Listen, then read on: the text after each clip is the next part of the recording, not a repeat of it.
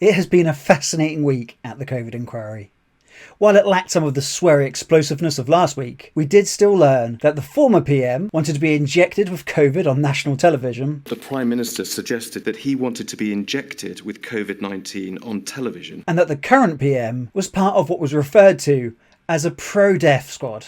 The PM is recorded as saying that the team must bring in the pro-death squad from HMT. So let's have a look at some of the most important moments from the inquiry this week.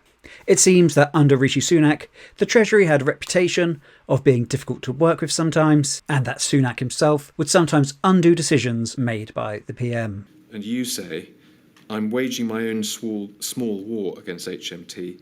Their culture is fucked. My new favourite line whenever they mention VFM, value for money? I believe so, yes. Is, well, it's only X% of eat out to help out and probably won't have such a terrible effect.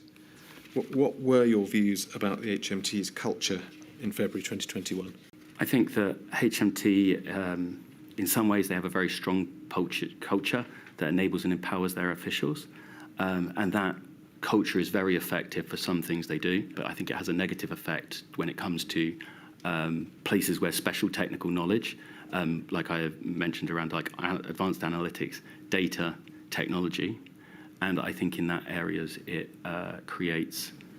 There was a perception that the Prime Minister would make a decision, shall we say, favouring the health side of the argument, only for that decision then to be, and the word used was undone, by the Chancellor, who would have another go at him and persuade him to change his mind. Is that something that you recognise? What I recognised from that was that the Prime Minister was dealing with a series of... there were no easy decisions here. Everything was a balance, and it was a very difficult balance to strike. Were there occasions where it appeared that he'd made one decision and then one group or the other had a further meeting with him or discussion with him and he then changed his mind? Well, any decision that he did change his mind on wouldn't have been a decision that had been finalised by Cabinet or any other group. It would have been in discussions with his various advisers around the table. And I think that was more him weighing up the different options that were in front of him. It's not been a great week to be Matt Hancock. And while you could argue that actually probably it's never a good time to be Matt Hancock, a lot of his former colleagues came forward this week and once again were bringing his truthfulness and his general handling of the pandemic into question. You say the mayor actually a class act, Hancock trying to scapegoat him. Who do you believe? Why did you not believe the Secretary of State, himself a Minister of the Crown? Rather than treating the mayor as essentially a partner in governance, he was being treated as a political opponent, and there was a politicised approach. I'm not concerned with the debate between Mr. Hancock and the local mayor. One of them was your colleague, a Secretary of State, a Minister of the Crown. That is rather surprising, is it not? Yes. But one was also a senior local government figure. And of course, all of these, if you're the Cabinet Secretary, are important. You say be careful of trusting CW's judgment on this. I presume Chris Wormold, and I don't quite know why I would have said that, but I presume that's who I'm referring to. The big problem is Hancock, then further down the page, but I mostly blame Hancock. Deja vu, that was how we spent the early spring. And then Mr. Case says, we're engaging with the Public Health England, the clinicians, etc., but there is no one around driving the policy side of operational lockdown on Matt's behalf. Weird absence. And you say, welcome to the last 6 months. Was not an issue that was confined to perhaps one or two individuals, or notably Mr. Cummings. There was a general issue, a general problem surrounding Mr. Hancock. Is that a fair summary? Yes, and you heard from Helen McNamara on that last week. We heard it confirmed that Boris Johnson floated the idea of being injected with COVID on national TV, and the question was asked if the PM had referred to Rishi Sunak and his Treasury as the pro-death squad. It was also in this context that the Prime Minister suggested to senior civil servants and advisers that he wanted to be injected with COVID-19 on television to demonstrate to the public that it did not pose a threat. It did pose a threat, didn't it? I've got to go back again. It was not a... I'm a little bit uncertain of timings. It was a time when COVID was not seen as being the serious disease it subsequently became, or was seen to be. I think it was an unfortunate comment, but I think when you take it out of context like now and in the timing, it was just an unfortunate comment. Well, I understand that's what how you regard it, Lord Lister, but I do want to press you a little. It had been known for many weeks by that stage, or it was known for many weeks before then, that COVID was a disease which would kill many of the people who caught it. So surely the Prime Minister wouldn't want to be telling the British public that it didn't pose a threat. But I come back to, if I may, in answer to your question, this is not that dissimilar to the situation we'd had with things like SARS, where it had been a killer disease, but it had been a disease which had not transmitted itself to Europe. I mean, I don't think anyone injected themselves live on television with SARS, Lord Lister, nor would they have been well advised to do so.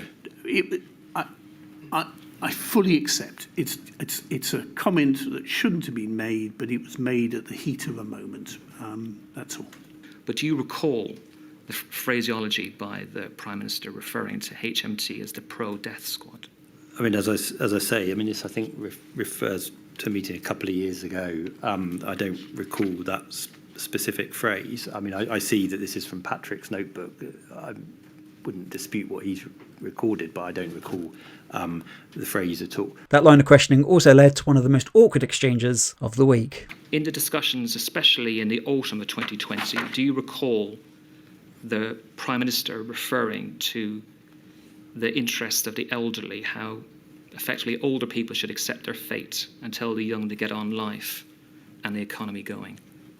Was that something in your dialogue with him that emerged in discussions? Well, I think this is another extract from Patrick's. It is? Patrick's diary on the 26th of August. I mean, I know that. We can bring that up if you wish. We don't need to bother. Did you hear it as far as we're or not? But so, I mean, this is, I think, from a WhatsApp group that I wasn't part of on a date that or time when I was on leave, so I don't have awareness of this. That he ever used that phraseology referring to the interest of the elderly? Well, no, I don't recall him using. I'm asking your recollection. It's not written down on a piece of paper. No. I don't recall. I'm just thinking about that period of time. I don't recall sort of phraseology in the space that I think you're referring to. Thank you. The, shall we say, quality of the kind of people that Boris Johnson liked to surround himself with came into question this week. In August 2020, Sir Patrick Vallance records in his evening notes these words. Sedwell came back saying, "This administration is brutal and useless." Did you say those words? I don't recall doing so, and I can't actually recall what might have prompted it, but I have no doubt, I don't doubt Sir Patrick's memory. It must have been a moment of acute frustration with something, I don't know what. On pages 2, 6 and 9 of this group, there are further references to the behaviour in Downing Street, the people that the Prime Minister has surrounded himself with, references to them being so mad, they're madly self-defeating. I've never seen a bunch of people less well-equipped to run the country. Who, when you said these people, were you and Mr. Case referring to? Did I say these people? I'm not sure. I think, anyway. The PM and the people he chooses to surround himself with are basically feral. You say, right. I've got the bite marks. Yeah. Well, that's Who are those people? Well, as you will see, Mr. Keith, there is sometimes some gallows humour in some of these WhatsApps. I think you put to Lord Lister yesterday a remark from me in another WhatsApp with Simon Case, in which I think I say something like, "It is difficult to get people to march to the sound of gunfire if you shoot them in the back." That is a strong statement about the institutional culture. So, speaking of the then Prime Minister, this next bit wasn't actually discussed in the inquiry itself this week. However, on screen we saw a message from Boris Johnson describing the Sarah Everard Vigil, where women were pinned down by police officers, as a bit of argy-bargy. This was while Priti Patel was describing the same scenes as totally inappropriate policing. This was a very emotional time and a difficult time. The inquiry recalls that. So I think I had also publicly suggested that people may come forward and find other ways of showing that expression of grief. I was dismayed with what I saw. I saw the news that night. And I saw the news and just felt that that was totally inappropriate policing. And so inevitably, I had to raise that with the Commissioner of the Metropolitan Police, and then a lot of other work took place thereafter. So that was this week at the Inquiry. Next week, the Inquiry is on a break, so we won't have any coverage. But if you've enjoyed this week's videos, then please do hit subscribe and leave a comment letting us know that you're finding these videos useful. Also, we are currently fundraising so that we can have journalists cover the Inquiry. If you'd like to help us with that, you can head over to openDemocracy.net, and there you'll be able to make a donation. Either way, though, thank you so much for watching, and have a great day.